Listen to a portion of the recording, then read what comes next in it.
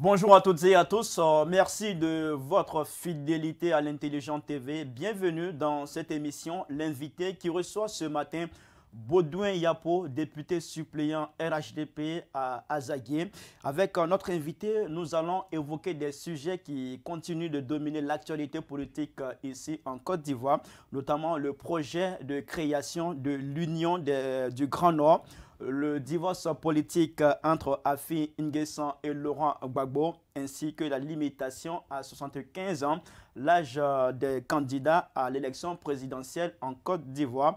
Notre invité nous dira aussi les raisons qui l'ont poussé à quitter le FPI pour le RHDP en 2020. Bonjour et merci d'avoir accepté notre invitation. Bonjour et merci. Alors, vous avez été militant du FPI de 2017 à 2020 en votre qualité de secrétaire national chargé des affaires juridiques et institutionnelles de la JFPI. Depuis 2020, vous militez au sein du RHDP. Pourquoi cette transhumance politique? Bon, d'abord, merci pour l'opportunité que vous m'offrez pour aborder les questions d'actualité. Alors, avoir été militant RFPI, désormais militant RHDP, c'est un parti que j'assume. Je l'assume parce que, bien évidemment, il a été un moment de ma vie. En 2017, j'avais 22 ans. J'ai décidé de militer au FPI comme parti politique. C'est un fait logique parce que, issu d'une famille FPI, le message qui m'a conditionné ne pouvait m'amener qu'à FPI.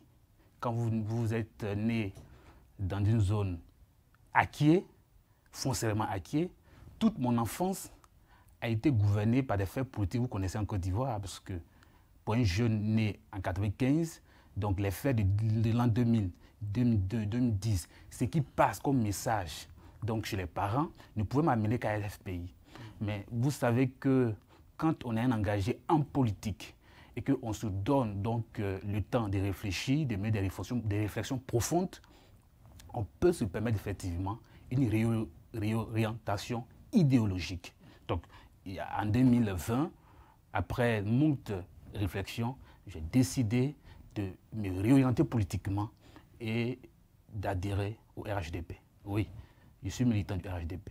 Alors, vous quittez le FPI qui est un parti socialiste, pour le RHDP qui est un parti libéral, ça fait une contradiction idéologique. Est-ce que ce fait-là n'est pas un élément suffisant pour ceux qui pensent que vous avez quitté le FPI pour le RHDP pour des raisons, pour des intérêts personnels? Non, je vous comprends déjà.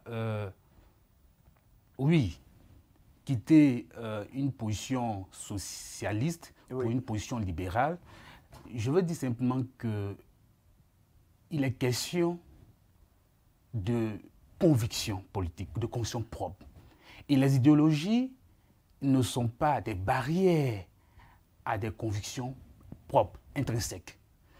Personnellement, j'ai milité au FPI avant de découvrir effectivement ce qui est bien évidemment le socialisme. J'y ai réfléchi foncièrement. Quand j'y étais, j'ai réfléchi, j'ai estimé effectivement que c'était une idéologie politique qui, à un moment donné, était donc la ligne de conduite de ce parti. Mais il y a des faits politiques, quand j'y militais, qui m'ont amené à approfondir ma réflexion. Vous savez... C'est quoi ces faits politiques? Non, la crise au FPI. La crise au FPI, les manipulations, les intoxications, la haine politique au sein donc, de ce parti-là peut amener les jeunes engagés politiquement à mener de profondes réflexions. Mais il faut rappeler un fait. Là où vous êtes en ce moment, il n'y a pas de crise? Au RHDP, il n'y a pas de crise? Aucunement, on en viendrait. Mais je voulais vous dire, M. Gbagbo Laurent, il est d'origine massiste. Quand il a commencé à militer politiquement, il a commencé avec Zadi Zarou, le professeur Zadi Zarou, qui était l'école massiste en Côte d'Ivoire. Il a commencé avec Zadi Zarou, mais il n'a pas continué. Il est sorti donc de la ligne massiste pour se retrouver en France, donc adopter une ligne socialiste. Or, dans dans cette circonstance, dans les années donc, 80, on parlait d'un monde bipolaire. Donc, il y avait le bloc de l'Est et le bloc de l'Ouest. Celui qui était donc d'origine marxiste et qui quittait l'esprit marxiste ou l'esprit de l'Est pour se retrouver en France, pour se faire entretenir politiquement par la France socialiste, en ce moment-là, il venait de quitter donc, le bloc de l'Est pour le bloc de l'Ouest. Zadou Zarou n'a pas pardonné à M. Gbagbo, donc jusqu'à ce qu'il devienne ce qu'il est aujourd'hui. Ça a été une contradiction idéologique peut-être, mais il a assumé.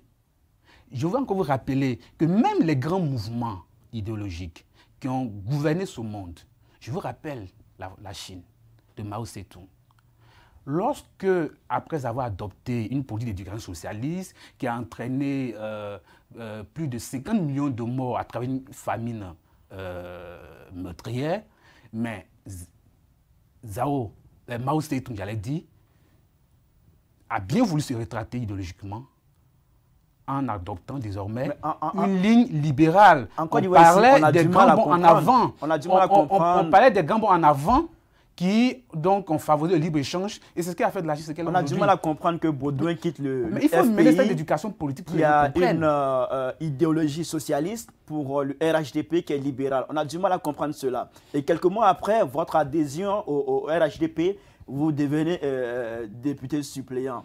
Mais bien entendu, ce parti politique politiquement... Est-ce que ce n'est pas encore un élément de preuve? Non, ce n'est pas un élément de preuve. Le fait que vous avez quitté le FPI et que c'est ce qui m'a favorisé donc cette position personnelle. Mais on est candidat à une élection. Donc j'étais candidat à la suppléance d'un député. On ne me l'a pas favorisé. Je me suis battu politiquement sur le terrain pour être élu. Est-ce que si vous étiez tous ceux qui sont au RHDP ne sont pas des députés. Candidat pour le compte du FPI, ça allait marcher pour vous? C'est pas parce que le RHDP je n'ai jamais essayé que ça marchait pour vous? Non, je n'ai jamais essayé, mais au contraire. Vous savez, je suis d'une zone qu'on croit acquise pour le camp donc, de l'autre côté, pour le camp FPI, pour le camp Gbagbo, vous le savez. Mais nous avons été candidats face à un candidat, donc Gore, un candidat EDS, qui a été détenu de l'an 2000 à 2011, mais nous l'avons battu aux élections. Ce qui veut dire que ce n'est pas parce qu'il fallait être FPI pour que ça me favorise cela, ou bien être RHDP pour que ça me donne cette faveur. Le RHDP actuellement tient les leviers. Cette élection. Non, ça ne veut pas seulement. On a battu une élection, on a battu une campagne, nous avons gagné les élections avec le député Alain Ekissi, donc mon titulaire. Nous avons mené une campagne électorale avec l'étiquette RHDP, nous avons une stratégie politique sur le terrain, nous avons gagné les élections. Et je vous dis même que le candidat EDES n'a même pas été deuxième, il a été même troisième. C'est le candidat donc, indépendant proche de Madou Koulibaly qui a été deuxième à Zaguier. Alors justement, vous êtes député suppléant. En quoi consiste votre mission? La suppléance parlementaire, il faut dire que c'est une disposition légale, instaurée par une loi de 2004, mais qui quand même est copiée du système parlementaire français. Hein. À un moment donné, depuis la Ve République, il était important de lutter contre le cumul des fonctions en France. Ils sont allés jusqu'à instaurer dans la suppléance afin que le titulaire qui a su la pleine fonction, une fois appelé à d'autres fonctions incompatibles donc à la fonction de député, il puisse céder effectivement le siège à un suppléant. Quant à lui, donc, pour assurer la pleine fonction des députés. Aujourd'hui, en France, ils sont allés jusqu'à mettre une incompatibilité entre la fonction d'élu local et la fonction de député. Donc, c'est dans cette dynamique-là que la suppléance existe. Vous voyez qu'à l'Assemblée nationale, il y a des suppléants qui siègent de pleine fonction parce que leurs titulaires sont des ministres, sont des DG, sont vraiment incompatibles à la fonction de député. Donc, je pense que c'est le rôle. Vous ne siégez pas en ce moment? Non, je ne siège pas. Est-ce que vous avez l'ambition un jour de siéger à l'Assemblée nationale? Non, on est élu. Quand on vient à la suppléance, c'est se prêter à cette éventualité. Quand on est élu à la suppléance, on se prête à cette éventualité. Mais oui, si un jour l'occasion se présente, je pourrais siéger. Pour les prochaines élections, vous serez candidat, titulaire quelque part? Non, cela n'est pas à l'ordre du jour. Le moment venu, on en parlera. En 2023, on aura les élections municipales. Est-ce que vous serez candidat quelque part? Oh, aussi bien, quand le moment viendra, on en parlera. Quand le mois viendra? Oui, quand le mois viendra, parce que pour moi, ce n'est pas des questions à l'ordre du jour. Oui. On vous sent plein d'ambition, plein de rêves politiques. Oui, mais tout comme bon militant politique, tout comme bon carriériste, hein, il y a l'ambition, mais aussi l'ambition doit concorder avec le bon sens. Je pense que j'ai fait les choses qui vont avec mon temps et j'assume. Alors, certains cadres du RHDP, votre parti politique, avec à leur tête le maire de la commune de Yopougon, Gilbert Kafana Koné, envisagent de créer l'Union des élus et cadres pour le développement du Grand Nord. Qu'est-ce que vous en pensez? Écoutez, c'est une association à caractère communautaire. Et je voudrais dire qu'il ne faut pas amalgamer l'action politique avec l'action communautaire. Ce n'est pas parce qu'ils sont des acteurs politiques qui sont interdits de mener des actions communautaires. Je pense qu'il ne faut pas très tôt donc faire un procès d'intention. Il faut s'en tenir au résultat. Ils ont estimé qu'à travers une association donc, communautaire, une association pour le Grand Nord, ils peuvent, au-delà des actions donc, gouvernementales, ils peuvent contribuer au développement donc, local. Pour moi, je veux m'en tenir au résultat. Il ne faut pas donc diaboliser l'action communautaire parce qu'ils sont des acteurs politiques, parce qu'ils sont des adversaires politiques. Non, il ne faut pas voir les choses sous ce angle. Est-ce qu'ils avaient forcément respecter donc l'initiative de cette association et s'en tenir désormais pour développer le Nord? Est-ce qu'ils avaient forcément besoin de cette association? Non, mais tout comme ça existe dans plein de régions. Au centre, nous avons l'association du Grand Centre, à l'ouest, même dans les régions, ça existe. Même dans ma région, elle existe. Ce genre d'association permet effectivement de mobiliser des énergies souvent apolitiques ou bien des énergies sociales pour réaliser donc, le développement, pour faire des dons, pour poser des actions, pour mener la solidarité. Et ça fait booster effectivement le développement dans des localités en dehors donc, de l'action gouvernementale. Sauf qu'on a l'impression que c'est un instrument politique RHDP qui est en train d'être mis en place. Parce que ceux qui portent le projet, ils sont tous du RHDP. Oui. Notamment le projet, il est porté par le ministre Gilbert Kafana Koné, qui est un pion essentiel dans le système du RHDP. Oui, bien évidemment, mais n'empêche qu'il ait donc une volonté de mener de l'action communautaire, de l'action sociale. Vous savez, on a un problème avec ces gens donc, de valeurs dans notre pays. On fait tout en politique, on voit tout en politique. C'est vrai que c'est un acteur politique au RHDP, mais il initie une activité communautaire. Je veux m'en tenir au résultat. Il ne faut pas donc précipiter un procès d'intention. Il y a déjà certains cadres ou élus du RHDP qui ont manifesté leur désaccord. Votre collègue Touré Alfayaya, il a produit un texte pour signifier que l'association elle est inopportune, elle est insignifiante. Déjà, est-ce que cette association n'est pas monnaie? Non, mais écoutez, c'est leur avis. C'est leur avis. L'association a vraiment l'esprit d'ouverture. Même ceux qui sont donc, en RHDP, des militants d'opposition, des cadres d'opposition, peuvent adhérer à cette association. C'est pourquoi je le dis qu'il ne faut pas aller vite en besogne. Il faut s'en tenir au résultat. Et moi, personnellement, je veux m'en tenir au résultat. Je ne veux pas, effectivement, donc, aller vite en besogne. C'est une action communautaire. Il faut donc la respecter et je la respecte comme telle. Oui, vous parlez de résultats. Certains, parlant aussi de résultats, pensent que ça peut nous conduire à une crise identitaire en Côte d'Ivoire. Nous sommes dans une période où on parle de réconciliation, qui est devenue presque une religion pour nous. Est-ce que dans un contexte pareil, c'était nécessaire ou bien c'est nécessaire de parler d'une telle association? Mais pourquoi on peut avoir au centre même deux associations communautaires, on parle de la CCD, on parle d'une association de proche du PDCDA, et que cela ne menace pas donc la quiétude, donc la paix sociale, que quand on parle d'association au nord, que cela doit poser un problème. Mais ça pose problème donc, puisque déjà les cadres du Nord, il y a certains qui sont réticents vis-à-vis de l'association. Au-delà même du fait que certains cadres du Nord soient réticents, il y a aussi des cadres qui ne sont pas du RHDP, qui sont aussi catégoriquement réticents sur la question. Ça, c'est le problème. C'est déjà une menace pour non, la cohésion. Je veux simplement qu'on comprenne que on veut mener une politique de diabolisation contre l'action communautaire. Et tout y va de la politique. Hein. Non, c'est de la politique, c'est de la politique, c'est de la politique. Bon, on peut juger comme on veut, mais je répète qu'il faut aller au résultat. Le résultat, ça ne peut être donc une crise, une action politique. Le résultat peut être rien d'autre que le développement. Donc ce résultat-là, moi je n'attends que ça. Je ne suis pas un adepte donc, des procès d'intention, un adepte des préjugés. Je respecte l'initiative et je répète que je m'attends au résultat.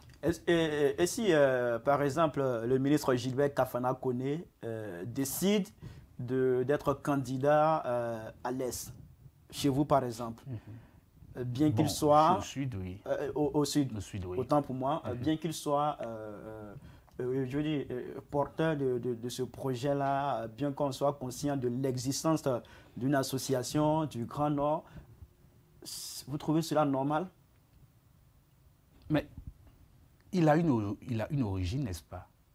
Il a une origine biologique et il a donc des intérêts, bien évidemment, dans une localité de Côte d'Ivoire, des intérêts bien donnés dans une localité de Côte d'Ivoire. Donc, il peut être candidat à une élection. Il est aujourd'hui maire de Yopougon parce qu'il a des intérêts dans la ville de Yopougon. Il pense être donc un acteur de développement dans la ville où il a des intérêts. Mais n'empêche que pour ce qui est de son origine biologique, il puisse avoir des attachements profonds pour contribuer au développement de sa localité ou de sa région. L'attachement profond, on l'aura mieux exprimé si vraiment on décide d'aller se porter candidat chez soi. Non, pas forcément. Pas forcément. Non, écoutez, on a du mal à comprendre qu'on mette en place une telle organisation pour le développement du Grand Nord et on laisse le Nord pour aller se porter candidat ailleurs. Pourtant, on parle du développement du Nord. Je dis bien qu'Abidjan est une ville qui rassemble. C'est la ville principale de notre pays. Quand nous y résidons et que nous y avons des intérêts, on peut bien entendu être candidat à une commune, à une élection ici à Abidjan. Mais n'empêche qu'on a quand même une origine, qu'on vient de quelque part et qu'on peut mener des actions communautaires au bénéfice donc, de notre région d'origine. Et cela ne doit gêner personne.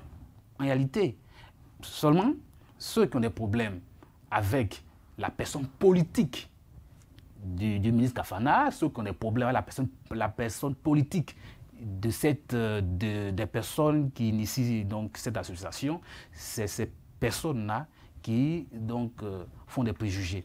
Sinon, je n'ai aucun problème avec ces personnes, avec la personne politique de ces personnes. Je vois en ces personnes-là une volonté de contribuer au développement de notre pays. Donc de leur région, donc de notre pays. S'il peut mener des cotisations, il peut mener des actions volontaires pour développer leur région, je ne vois pas là où il y a le problème. En tout cas, alors, votre ex-mentor politique, Pascal Affi-N'Guessan, désormais, il s'est séparé politiquement de Laurent Gbagbo. C'est quoi votre commentaire? Oh, que je suis mieux placé pour dire que je ne suis pas surpris. Parce que, bien entendu, quand je me dis... Vous savez que j'ai commencé à militer dans ce parti. Est-ce que vous avez senti cela quand vous étiez dans le parti? Vous avez senti cela venir? C'était évident. C'était évident. Mes commentaires, mes publications, mes opinions sont là. J'ai commencé à militer dans ce parti quand il y avait déjà ces deux blocs, en 2017. Tout jeune et jeune politique. Oh, FPI, FPI, FPI, FPI, FPI. Bon, donc, on y va. On arrive dans ce parti. J'analyse les positions politiques. D'un côté, on dit que tant que Gbagbo n'est pas là, on ne va aucune élection. Non, il y a la CEI, le fichier électoral, les exilés, et autres, et autres, et autres, et autres. D'un autre côté, on estime que c'est en allant, en participant aux jeux politiques, qu'on peut arranger les choses. Nous sommes des cadres ici au pays. Si nous nous mobilisons pour aller aux élections, pour arracher donc des bases électorales, il ne faut pas aussi laisser ces bases électorales donc, totalement libre et sans contrôle politique. Mais si aujourd'hui, on vous dit qu'il est en RHDP, que nous avons battu le candidat Gore, qui était député de 2010-2011 à Azagué, c'est parce qu'ils avaient totalement déserté le terrain politique à Azagué. Ça, il faut le reconnaître. Donc, c'était vraiment la vision, c'était cette donc, volonté de M. Afingé-San de continuer donc, la lutte de ce parti. Il voulait donc partir au jeu politique, jusqu'à ce que M. Gbagbo arrive à Abidjan. Mais je ne suis pas encore surpris, puisque l'homme, il a encore l'ambition présidentielle. Peut-être pour se venger politiquement, ou pour se réhabiliter politiquement, je ne sais pas, mais il a encore l'ambition présidentielle. Et il avait un problème... Vous la trouvez noble? Bon, ce n'est pas à moi de juger. C'est sa façon, effectivement, de voir s'il peut être candidat à l'élection ou bien s'il peut faire quoi que ce soit, encore ici en Côte d'Ivoire. Mais, au sein de ce parti, je ne suis pas surpris que cette séparation arrive, puisque M. Afingé-San, il n'était pas compris, et à un moment donné, ça pouvait s'arranger, l'unité pouvait s'arranger, mais malheureusement, au bout donc, de cette fronde, les acteurs de l'autre côté, les acteurs qui sont restés du côté de M. Gbagbo, qui se sont donc réclamés de M. Gbagbo, pensent que Afingé-San pourrait venir leur avis, donc leur place, ou bien Afingé-San revenu au sein d'une même famille que M. Gbagbo, serait peut-être le numéro 2, puisqu'il avait été tout le temps le premier président du FPI après M. Gbagbo. Donc, en revenant avec M. Gbagbo, il serait devenu peut-être le numéro 2 dans une famille politique. Ça n'arrange pas tous ceux qui l'ont combattu. Ça ne peut pas arranger les Damala Pikas, ça ne peut pas arranger les Katina, ça ne peut pas les arranger, alors qu'ils sont en train de voir M. Gbagbo, ils veulent l'utiliser politiquement, soit il accède au pouvoir, ou bien si il n'accède pas au pouvoir, ou bien s'il n'est pas candidat à une élection, ça peut effectivement le favoriser. Quand on vous écoute, une ambition présidentielle. On a l'impression que pour vous, Laurent Gbagbo a tort. Mais dans la crise du FPI, je le dis, ce n'est pas parce que maintenant je suis RHDP que je vais vouloir donc jouer l'équilibriste. M. Gbagbo a tort dans cette crise au FPI. Il a tort, je n'ai donc pas dû militer du côté de M. Afis parce qu'il avait tort. Que j'ai opté pour effectivement pour le camp Afi, mais que j'estimais que le FPI n'était plus un parti qui promettait. Et qu'il était important pour moi en analysant les enjeux politiques en Côte d'Ivoire, en voyant que, effectivement, avec tous ces efforts de développement social et économique que le RHDP, donc Parti libéral, a mené après donc, la crise de 2011, il était vraiment évident que j'y prenne toute ma place militante. Et vous voyez, on pense que le libéralisme, dans toutes les nations au monde qui sont développées, mais c'est avec le libéralisme. Le libéralisme est une idéologie sécuriste. Vous allez voir que le libéralisme a prospéré dans des pays où on retombait dans une après-crise. Et ici en Côte d'Ivoire, je pense qu'avec le libéralisme, avec le libre-champ, avec donc l'appel à investissement étranger ici en Côte d'Ivoire, vous allez voir que après 2011, la Côte d'Ivoire a renoué avec le développement, avec la prospérité économique. Pascal Afingé-San, dans ses entretiens qu'il a accordés à des médias étrangers, il n'a pas écarté l'éventualité d'une alliance entre le FPI et le RHDP. Qu'est-ce que vous en pensez? Est-ce que pour vous, le FPI, c'est le partenaire idéal en ce moment pour votre parti, pour pouvoir conserver le pouvoir en 2025? Surtout que nous avons l'arrivée de Laurent Gbagbo qui a créé un nouveau parti politique qui est le PPACI. Non, politiquement, c'est possible. Est-ce que c'est le partenaire idéal, le FPI? Politiquement, je n'exclus pas une éventuelle alliance. Oui, c'est possible, mais est-ce que le FPI est le partenaire idéal? Mais si ça tenait à moi seul, j'aurais pensé plutôt une adhésion au RHDP qu'une alliance. Une adhésion, si le RHDP convainquait aujourd'hui le FPI de la gestion des affaires d'État. Pourquoi vous ne voulez pas d'une alliance? C'est parce que le FPI n'est pas le partenaire idéal d'État. Je pense qu'une adhésion allait être possible, allait être la mieux possible. Mais pourquoi pas une alliance? Est-ce que pour vous, le FPI n'est pas le partenaire idéal? Parce que vous avez dit tout à l'heure que le FPI, vous avez estimé que ce n'était pas un parti prometteur. Voilà pourquoi vous l'avez quitté. Donc, le FPI n'est pas le partenaire idéal en ce moment. C'est pourquoi je l'ai dit que j'aurais plutôt préféré une adhésion RHDP. Je veux voir M. Afingé-San, je veux voir le FPI dire qu'aujourd'hui, comme bien d'autres partis qui se sont retrouvés... Afingé-San ne parle pas d'adhésion, il parle d'alliance. Le MFA, le PIT qui se sont retrouvés aujourd'hui dans le RHDP comme parti politique, pour former un seul parti politique. le FPI peut faire pareil, peut adhérer au RHDP comme parti politique et pour qu'ensemble nous puissions construire la Côte d'Ivoire. Parce que qu'est-ce qu'on appelle conviction? Il faut être convaincu de quelque chose. La conviction, c'est être convaincu de quelque chose. Si M. Afi aujourd'hui dit qu'il veut aller en alliance, ou bien le FPI dit qu'il faut aller en alliance avec le RHDP, parce que certainement ils sont convaincus de quelque chose. Mais il faut aller pour y prendre toute sa place. Et moi, j'invite plutôt le FPI à une adhésion plutôt qu'à une alliance. Mais eux, ils parlent d'alliance. Ce n'est pas le partenaire idéal pour vous? C'est leur choix. Je ne vais pas en dire plus. Mais le FPI n'est pas le partenaire idéal pour vous? Je ne dirais pas que c'est un partenaire idéal ou non. C'est un parti politique que je respecte. Aujourd'hui, étant militant du RHDP, je respecte tout parti politique, que ce soit le PDC et bien d'autres. Donc, pour moi, s'ils estiment qu'il faut avoir une collaboration avec donc, le RHDP, c'est leur choix. Mais si ça tenait qu'à moi, je leur demanderais plutôt d'adhérer au RHDP qu'aller donc à une alliance. Alors, en ce moment, il y a un sujet qui fait débat en Côte d'Ivoire, c'est la limitation de l'âge des candidats à l'élection présidentielle en Côte d'Ivoire. 75 ans. Le projet il est porté par un député, Timoko Assalé Antoine. Qu'est-ce que vous en pensez? C'est quoi votre position? Alors, limitation de l'âge à 70 ans. 15. Je suis assez, à 75 ans. Je suis assez partagé, écartelé entre ne pas aller à une limitation de l'âge et y aller. Je suis un peu partagé. Pourquoi?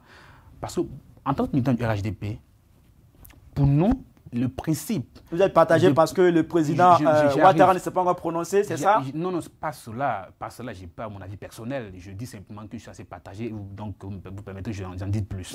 Vous voyez, au RHDP, le principe de passer la main à une nouvelle génération, il est déjà acquis. En 2020, il y avait donc la non-limitation de l'âge lorsque le président Alassane Ouattara a déjà passé la main.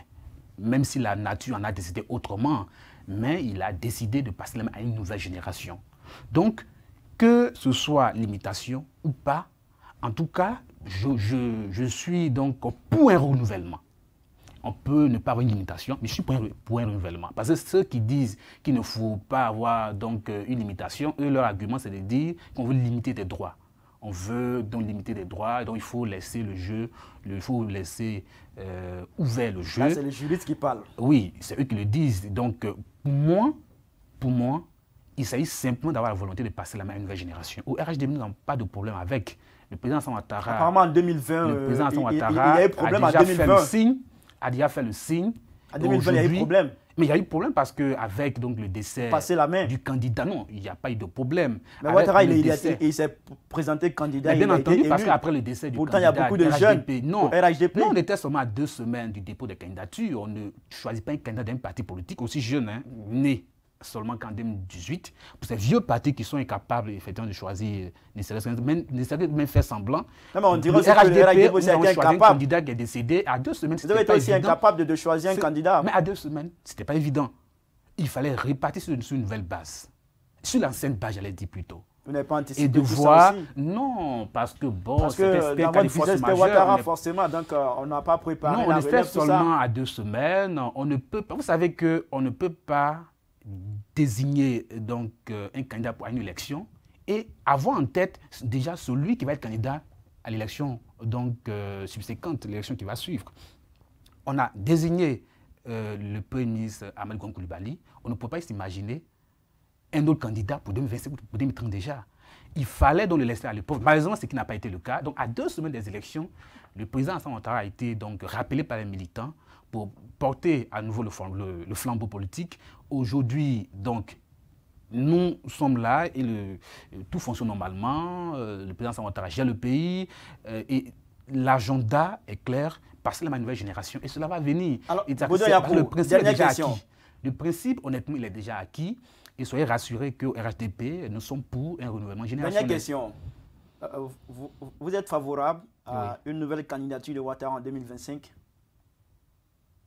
Vous voulez vraiment que je vous dise? Oui.